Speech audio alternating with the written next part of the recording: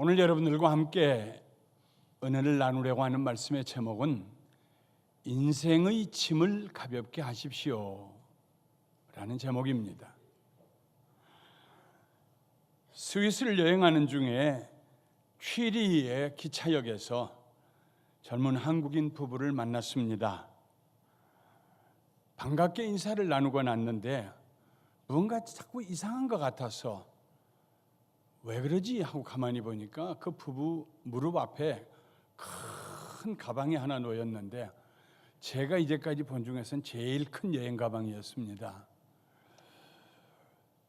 자연스럽게 우리 부부와 대화를 나누는데 여전히 그 가방이 마음에 걸렸습니다. 그래서 조심스럽게 물었습니다. 한 곳에서 오래 머무시려나 보지요? 그랬더니 매일 저녁 다른 호텔을 바꿔가면서 여행할 거라고 말했습니다. 우리들이 들고 있는 작은 가방을 보면서 그들이 부러워하는 눈빛이 역력했습니다. 지금까지도 그 젊은 부부가 그 큰 가방을 들고 매일 호텔을 바꿔가면서 어떻게 여행했을까? 잊어버려도 될 만한데 여전히 제 마음속에 측은지심으로 남아 있습니다. 여행은 할 수 있는 대로 가볍게 떠나야 합니다. 인생이라는 여행도 짐이 가벼워야 합니다. 염려와 걱정이 무거운 짐이 되면 삶이 지치고 피곤해집니다. 기쁨이 사라지고 슬픔과 분노에 사로잡히게 됩니다. 그래서 지혜로운 사람은 기회 있을 때마다 짐을 줄이면서 살아갑니다. 우리 교회 교육자 중에 한 분이 얼마 전 저에게 이메일을 보내주셨는데 그 이메일 중에 이런 글이 있었습니다.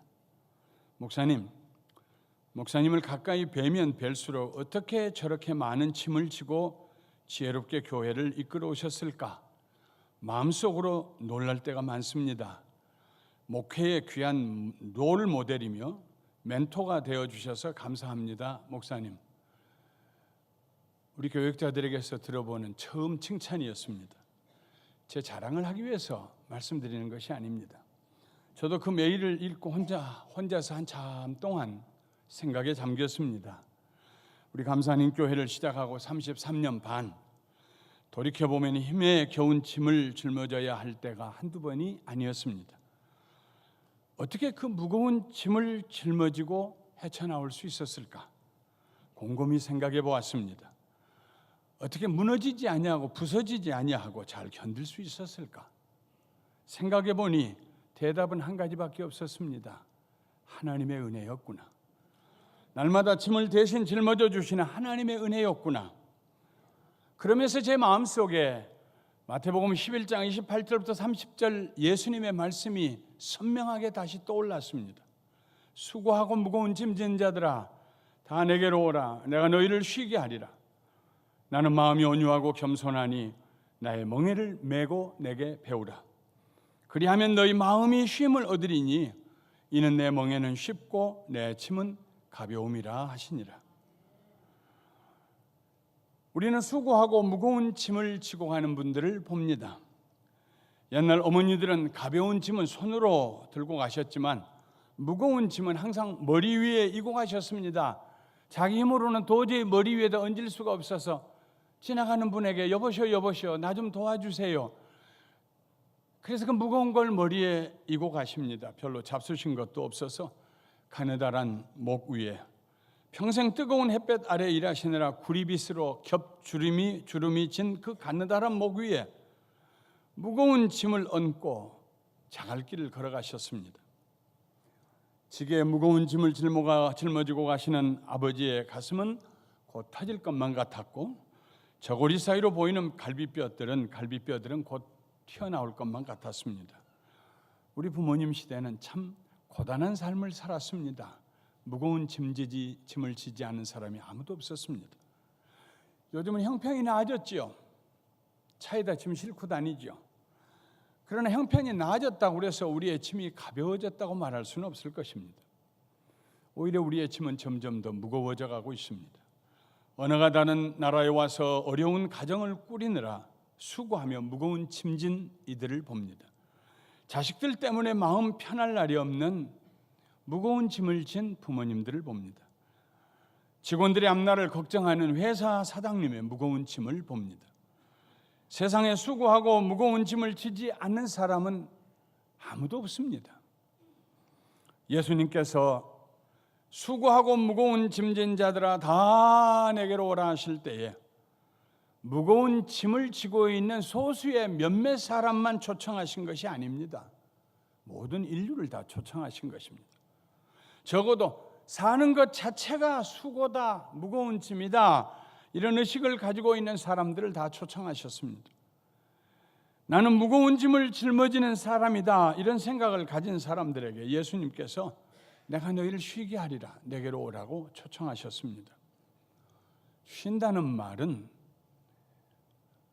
먹고 논다는 말이 아닙니다. 할 일이 없어 매일 노는 사람은 쉬는 일이 아닙니다. 더 고통스럽습니다. 쉰다는 말은 열심히 일하는 사람에게 해당되는 말입니다. 쉰다는 말은 빈손으로 할 일 없이 걸어가는 사람이 아니라 무거운 짐을 짊어진 사람에게 해당된 말입니다. 휴가는 일하던 사람에게 필요한 것이지 아무 일도 안 하는 사람에게 휴가는 필요한 것이 아닙니다. 수고하고 무거운 짐을 짊어지고 가는 사람만이 쉰다라는 말의 뜻을 압니다. 예수님께서 나는 마음이 온유하고 겸손하니 나의 멍에를 메고 내게 배우라, 그리하면 너희 마음이 쉼을 얻으리니 하셨습니다. 예수님은 우리 짐을 없애주겠다고 약속하지 않으셨습니다. 내게 오면 내가 너희의 모든 짐을 다 면제시키겠다 말씀하지 않으셨습니다. 다만 우리의 짐을 가볍게 해주시겠다고 말씀하셨습니다. 그리고 그 짐을 짊어지고 가면서 마음의 쉼을, 여유를 갖게 해주시겠다고 말씀했습니다. 어떻게 무거운 짐을 짊어지고 가볍다고 말할 수 있을까요? 어떻게 무거운 짐을 짊어지고 가면서 마음에 안식이 있을 수 있을까요? 예수님께서 수고하고 무거운 짐진 자들을 오라고 하신 것은 그들에게 무거운 짐을 가볍게 짊어지고 쉼이 없는 그들에게 쉼을 허락하시기 위해서, 그 방법을 알려주시기 위해서 초청하신 것입니다. 나의 멍에를 메고 내게 배우라고 말씀했습니다. 내가 짐지는 것을 보고 내게 배워라. 예수님도 무거운 짐을 짊어지신 분이십니다. 십자가의 짐을 짊어지신 분이십니다. 내가 어떻게 십자가를 짊어지는지 나한테 좀 배워라. 그러면 너희의 짐이 가벼워지고 그리고 너희가 쉼을 얻으리라 하신 말씀입니다. 어렸을 때 제가 안 해보던 지게질을 어쩌다 하면 꼭 뒤로 넘어졌습니다. 지게를 짊어지고 싸랑가마를 하고 짊어지고 윗몸을 앞으로 적당하게 숙여야 하는데 무거우니까 자꾸 힘을 주다 보니까 몸을 반듯하게 고추 세워가지고 무게가 뒤로 넘어가가지고 싸랑가마니를 쥐고 있다가 뒤로 뻥 하고 넘어집니다. 옆에 있는 사람 보기가 부끄러운데 아저씨들이 둘러서서 그럽니다. 어렸을 때도 제가 키가 컸어요. 그러니까 이 녀석아 키값이나 해라. 짐지는 법도 배워야 합니다. 나는 마음이 온유하고 겸손하니 나의 멍에를 메고 내게 배우라. 그리하면 너희 마음이 쉼을 얻으리니 이는 내 멍에는 쉽고 내 짐은 가벼움이라 하시니라. 예수님, 멍에는 짐을 지는 수단입니다. 어떻게 소가 멍에가 편안해야 많은 짐을 수레에 싣고 갈 수가 있습니다. 그 멍에가 불편하면요 소가 갈 수가 없어요. 멍에는 무거운 짐을 잘 질 수 있는 방법입니다. 예수님이 사용하신 멍에가 무엇일까? 그 무거운 십자가의 짐을 짊어지고 가시는데 예수님이 사용하셨던 방법은 무엇일까? 예수님 말씀하십니다. 내 마음이 온유하고 겸손하다. 무거운 짐을 가볍게 짊어지는 첫 번째 방법은 온유함입니다. 온유는 온화하다, 부드럽다 하는 뜻입니다. 온유는 너그럽다, 관용스럽다 하는 말입니다. 온유는 친절하다, 항상 누군가 도와주려고 준비한 그런 마음을 가진 상태를 말합니다. 온유는 배려입니다. 그 사람의 입장이 되어보는, 그래서 그 사람의 입장에서 말하고 행동하는 배려입니다. 온유는 유순함입니다. 가축은 길들여졌기 때문에 짐을 짊어질 수 있습니다. 길들여진 사람, 남의 짐을 짊어질 수 있는 사람, 그게 온유입니다. 이 온유를 다 묶어서 한마디로 대체하는 단어를 사용한다면 사랑입니다. 아가페 사랑입니다. 수고하고 무거운 짐은 예외 없이 인간관계에서 오는 짐입니다. 혼자 일해서 혼자 먹고 혼자 살면은 짐이 없어요. 무거운 짐 없습니다. 먹을 만큼 일하면 되는 것이고요. 내일 걱정 안 해도 되고요. 그러나 함께 살다 보면은 짐이 생겨납니다. 사는 일이 공고하고 수고롭게 여겨집니다. 관계 속에 무거운 짐을 분노로 짊어지고 미움으로 짊어지면 마치 그 무게가 물에 젖은 솜 이불처럼 견딜 수 없게 무겁습니다. 그러나 온유한 마음, 사랑하는 마음으로 짊어지면 아무리 무거운 짐도 새의 깃털처럼 가볍습니다. 한 아이가 다리를 저는 작은 아이를 등에 업고 힘들게 땀 흘리며 걸어가고 있습니다. 그 광경을 보고 있던 한 남자분이 안 되었다는 듯이 혀를 차면서 이렇게 말했습니다. 얘야, 네가 업고 가기에는 너무 무거운 짐이구나. 그때 업고 가고 있던 그 소년이 고개를 들어서 그 아저씨를 쳐다보면서 말했습니다. 짐이 아니에요. 내 막내 동생이에요. 동생을 사랑하는 그 사랑 때문에 그에게는 무거운 짐으로 느껴지지가 않습니다. 어떤 짐이든지 사랑함으로 짊어지면 가볍고 쉽습니다. 잠언에 넣어도 부족하지 않은 말 중에 하나가 손자 손녀들이 올 때 좋고 갈 때는 더 좋다는 말입니다. 한 시간쯤 그 아이들하고 씨름하고 있다 보면은요, 쫓아다니는데 숨이 헐떡거리고 술래잡기 하자고 하는데 힘들고, 그리고는 뛰어오면서 함 하고 달라붙는데 그냥 그 달려오는 힘에 뒤로 넘어질 것 같아서 몇 발짝 뒤로 물러가고, 위험한 데를 다니면 혹시나 다칠까 봐서 종종 걸음치고 뒤쫓아다니고, 그러면서 무슨 생각을 하느냐 하면, 제가 그런 생각을 했어요. 제 아내가 연년생으로 아이들을 길렀거든요. 양쪽 팔에다가 아이들 하나씩 끼고 누워서 그 아이들을 길렀거든요. 입술이 터지면서 한 번도 어렵다는 얘기 안 했어요. 힘들다는 얘기 안 했어요. 엄마들은 아이들을 사랑하기 때문에 왜 힘이 안 들겠습니까? 한 번도 힘들다는 말 안 했어요. 아침에도 그 얘기해서 웃었습니다만, 우리 교회 노준종 장로님하고 노동희 집사님은 3년 6개월 만에 애를 셋 낳았어요.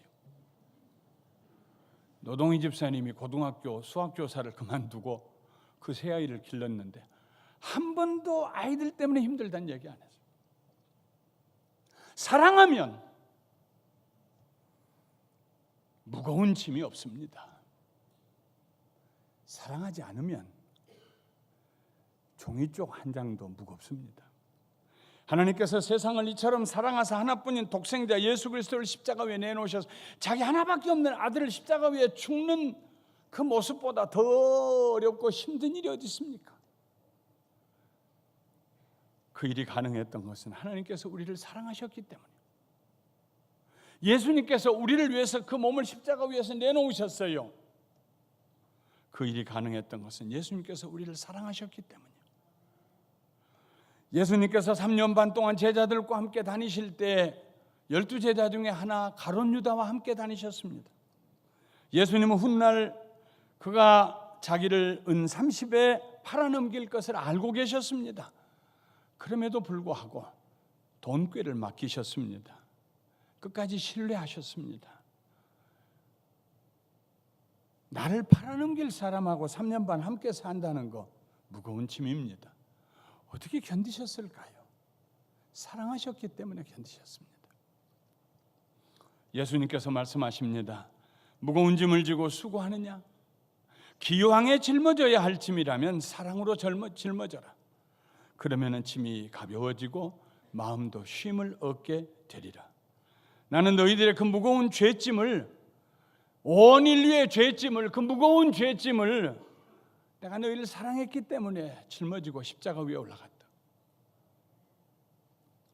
사랑하는 성도 여러분, 마음과 생각을 바꾸시기를 주님의 이름으로 축원합니다.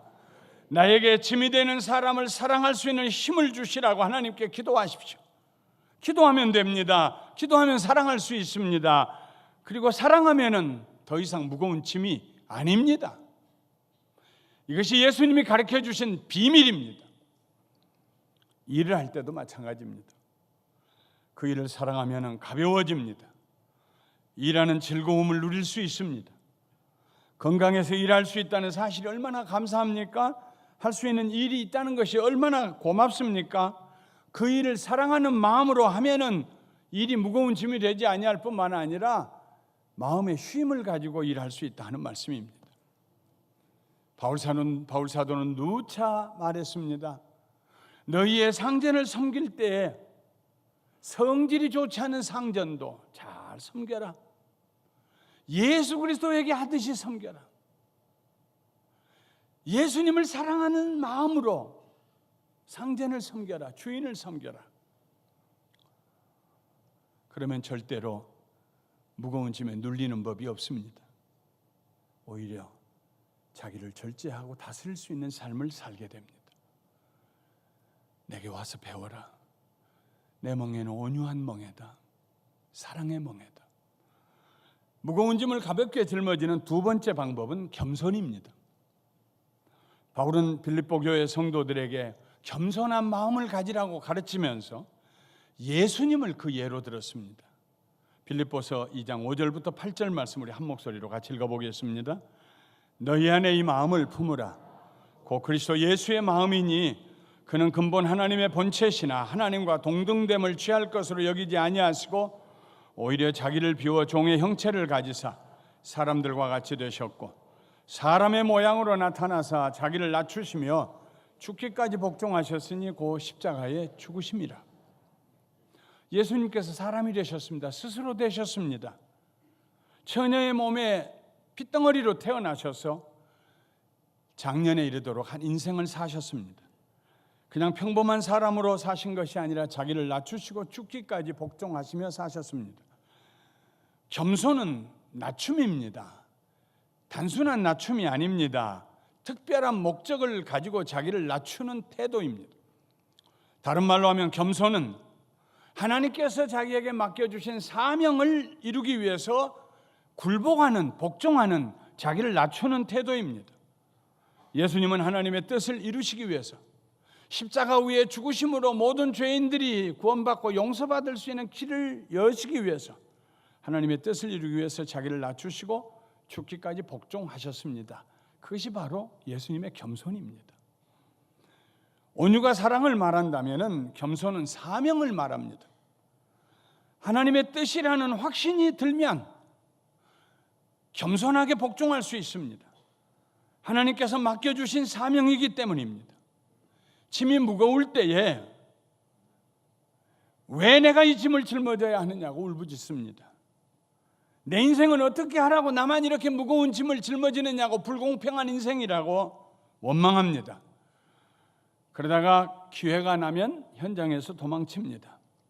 그렇게 도망가는 아버지들이 있었고 그렇게 도망가는 어머니들이 있었습니다.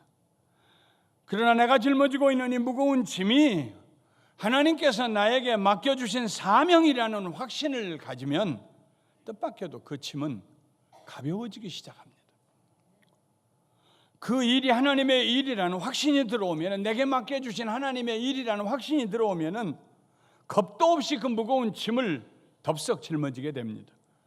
그리고 내게 능력 주시는 자 안에서 내가 모든 것을 할 수 있느니라고 담대하게 선언하게 됩니다. 예수님은 사명인 줄 알고 십자가를 지셨습니다. 아버지의 뜻대로 하시옵소서. 사명인 줄 알고 십자가를 향해 걸어가셨습니다. 제자들은 사명인 줄 알고 복음을 전하다가 감옥에 갇히고 매를 맞고 마침내는 순교했습니다. 사명인 줄 알았기 때문에 환난과 핍박이 그들에게 무거운 짐이 될 수가 없었습니다. 찬송하며 즐거워하며 불 속에 몸을 던졌습니다. 짐승의 밥이 되었습니다. 선교사님들이 문명이 낙후된 외딴 곳에서 복음을 전합니다. 선교가 사명인 줄 알기 때문에 그들에게는 그 불편함이 무거운 짐이 되지 않습니다. 편리한 미국으로 돌아왔다가도 하루빨리 선교지로 돌아가기를 원합니다. 학생들을 가르치는 일이 사명인 줄 알기 때문에 선생님은 말 듣지 않고 잘 배우지 못하는 학생들을 인내심을 가지고 무거운 짐이라고 생각하지 아니하고 가르칩니다. 물론 하나님께서 우리에게 사명으로 주시지 아니한 일을 짊어지느라고 사서 고생할 필요는 없습니다. 우리의 짐이 무겁고 수고스러울 때 우리는 하나님께 물어야 합니다. 아버지, 이 짐이 하나님께서 내게 맡기신 짐인가요? 내게 주신 사명인가요? 아버지, 제가 이 짐을 짊어지도록 저에게 사명으로 맡기셨나요? 그렇게 기도하다가 조용한 가운데 하나님의 음성이 들려옵니다. 너 아니고는 다른 사람에게 맡길 수가 없었다. 그 음성이 들려오는 순간, 그때부터 더 이상 그 일은, 그 관계는 무거운 짐이 되지 않습니다. 가볍게 느껴집니다. 다른 사람이 이해할 수 없는 마음의 쉼이 다가옵니다. 넉넉히 이길 마음이 다가옵니다. 날마다 내게 이김을 주신 하나님께 감사합니다 하는 기도를 드릴 수가 있습니다. 사랑하는 성도 여러분, 어려운 일을 당할 때에 그냥 한탄하지 마십시오. 하나님께 가십시오. 물어보십시오.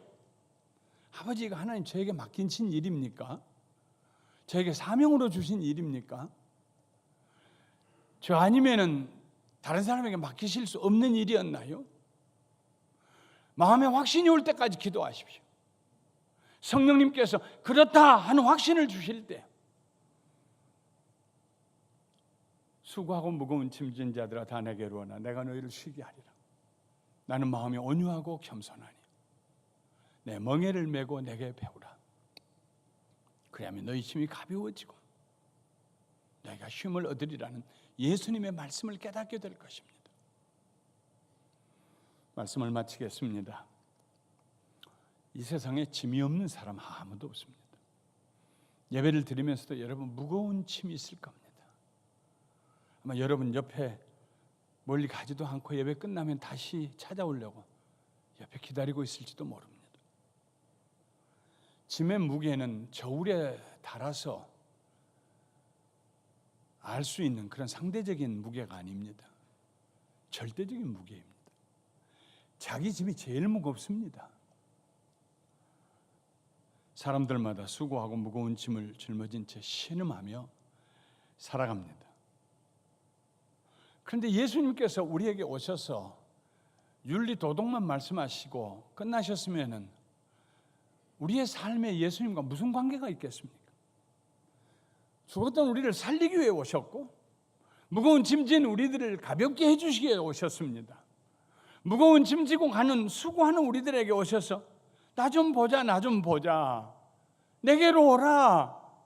내가 너희를 쉬게 하리라. 내 멍에를 메어 보아라. 난 이 세상에 무거운 짐을 짊어지기 위해서 왔다. 그 짐을 내가 메는 멍에 방법은 두 가지다. 온유한 마음, 겸손한 마음이다.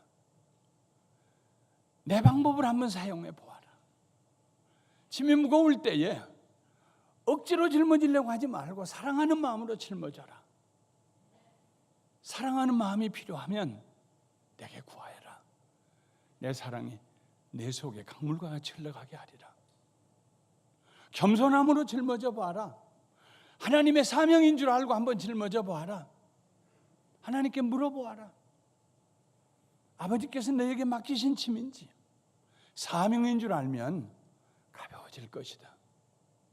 사랑하는 성도 여러분, 예수님의 이 말씀 믿음으로 받아들이시고 온유함 곧 사랑으로, 겸손함 곧 사명감을 가지고 어떤 짐이라도 감사하고 찬송하면서 짊어지고 가시는